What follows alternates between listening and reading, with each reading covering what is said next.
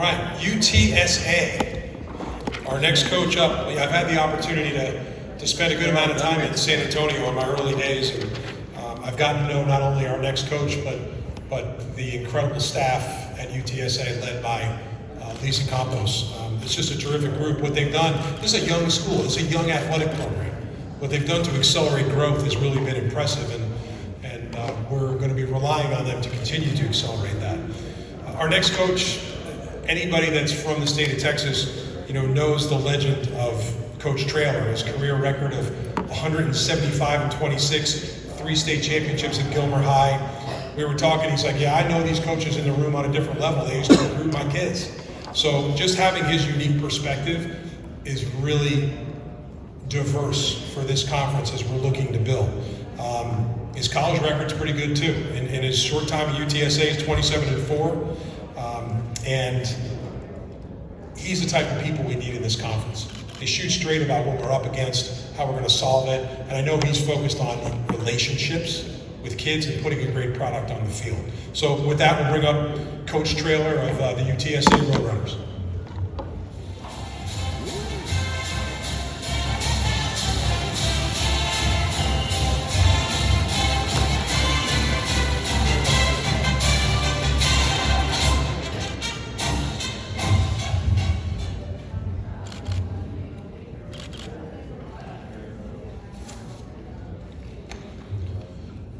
Thank you for having me today.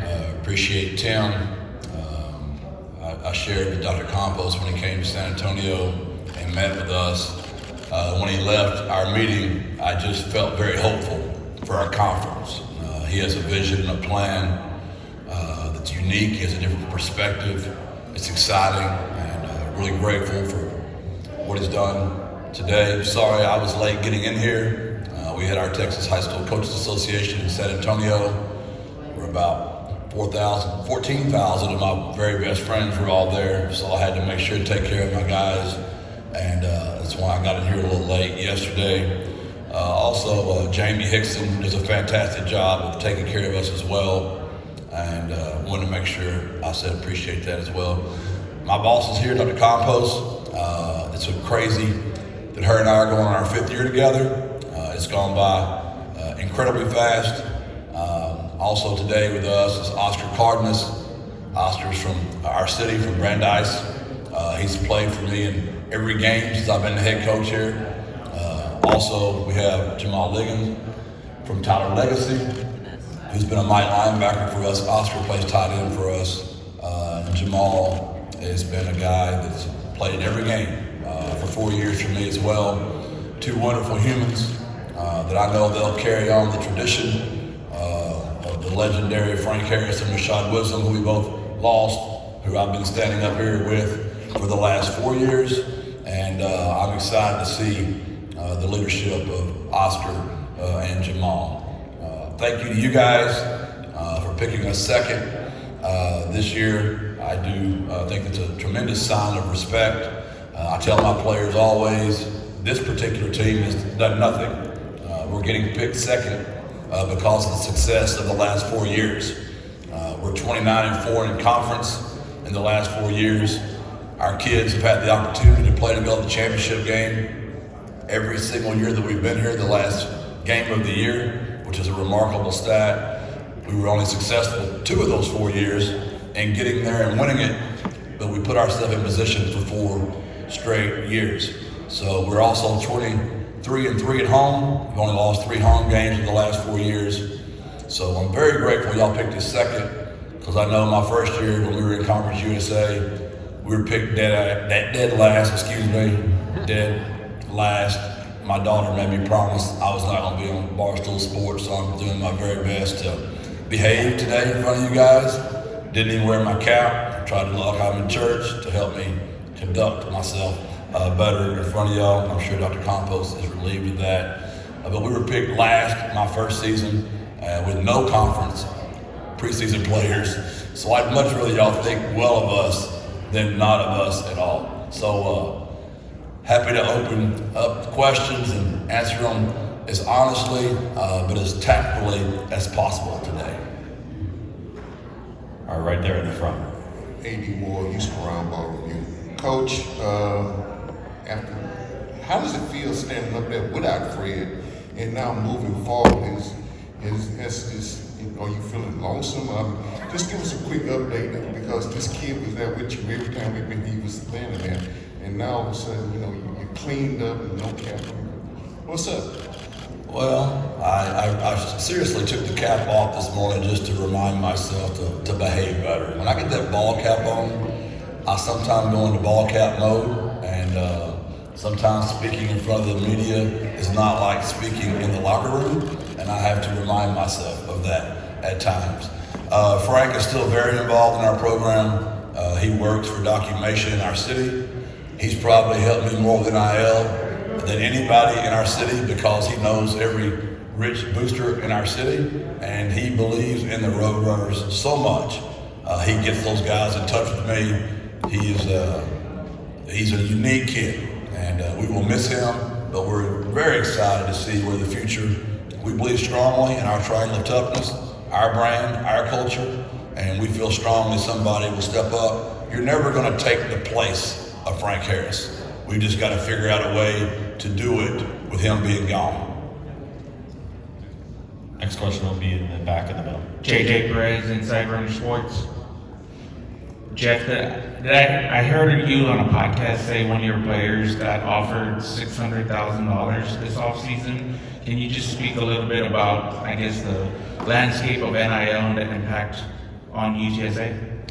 See, if I had my cap on, I'd probably tell you the school that did it, but since my cap is off, I'm going to behave.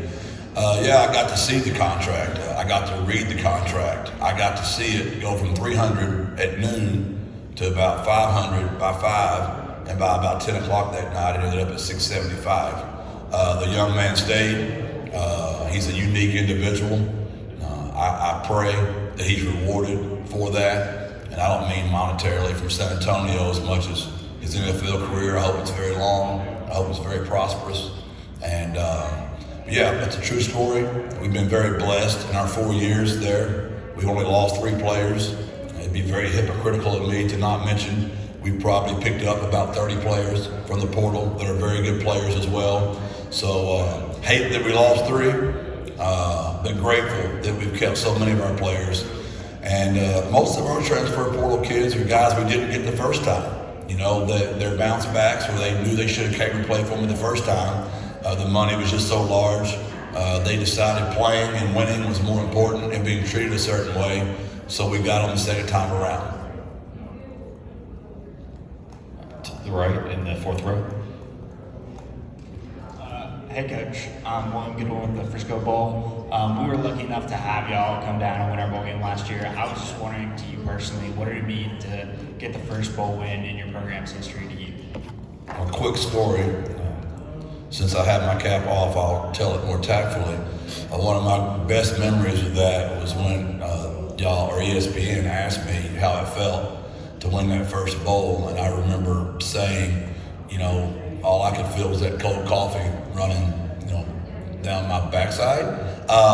And Dr. Compos's face of just shocked that I just said another word other than backside. That was a great night for us historically again. As it's already been mentioned, the rise of UTSA is an amazing story. 13 years we've been playing football, and we've been on the national scene now, for 4 straight years because of amazing players and a culture that those kids have all created and bought into. I believe we will continue to ascend at that level for many more years because of the city of San Antonio. They understand how important it is. I've said this many times before. I understand when you've only been playing ball 13 years. We have Longhorns that live in our city. We have Aggies that live in our city. We've got Baylor Bears that live in our city. But they all understand that their money they get back to their alma mater, it's important that UTSA does well. So the Roadrunners need to do well for our city, and that buy-in continues and continues as our NIL, our money for our facilities, for scholarships has just continued to grow, season tickets, all that's at an all-time high. We just keep breaking record after record, and couldn't be more honored to be partnered up with President Amy, Dr. Campos, and continuing our vision. Next question will be to the far right. Coach Trey Smith, College Underdogs. Looking at your schedule, only 2 Friday night games, and they're late in the season. You know, we know your deep connection to the THSCA and what those Friday nights mean to you beyond college football. What does that mean to you? The schedule laying out that way, and then was that by design or happenstance? Did your advocacy for that influence the schedule at all, to your knowledge? I don't think I have that kind of stroke. They know I never want to play on Fridays. In Texas, Friday nights is for Texas high school football. If you study our statistics of our crowd in San Antonio, you put us on a good game on a Saturday, you got a chance of hitting 40,000. You put us at a good game on a Friday night, we're going to hit 20,000 because all of our fans are going to go watch their high school, and they should go watch their high schools. It's Friday night lights. It's the state of Texas. It's what that night's for. Am I going to be so arrogant not to say it's also a good chance for UTSA to be on national TV on a Friday night? That's the plus side of that, because we're the only game on. So there's a lot of eyes that see us and our brand, our style of ball that they wouldn't have seen. But if I had my ruthers, I'd rather play on Saturday with North Texas and Temple than I would on a Friday night. All right, back to the center. Jeff, it feels like the Roadrunners are going to be a trendy pick for the college football playoff this year. What does that say about the state of your program? Oh, it's flattering. I think it's had to make me readjust a little bit. If you study us the last 4 years, I'd say we're probably a 500 team in the month of September. I'm not factually sure of that, but I would imagine somewhere around there. We're in October. I would imagine we're almost undefeated. November, almost undefeated, and very successful winning championship games in the month of December. So why am I saying that? Probably the high school coach in me took a big view of the season early in the year and tried to prepare for the long haul. And now with a chance to really get to go to the playoffs, if you are in one of those spots, which I think we are in one of those spots, that first game against Kennesaw becomes, I hate to say, I don't want to make it too big, but it's a big game, right? Then you got Texas State. You cannot afford to slip up in any game in the month of September. Where in the past, if you gave away a game, it wasn't conference. You started over when conference started. Now with a real chance to go to the playoffs, I think those games in September, now we have a game in August, have become more important. So Coach Traylor's got to do a better job of getting his team prepared early in the season, and hopefully we can maintain our success in the months of October, November, and December as well.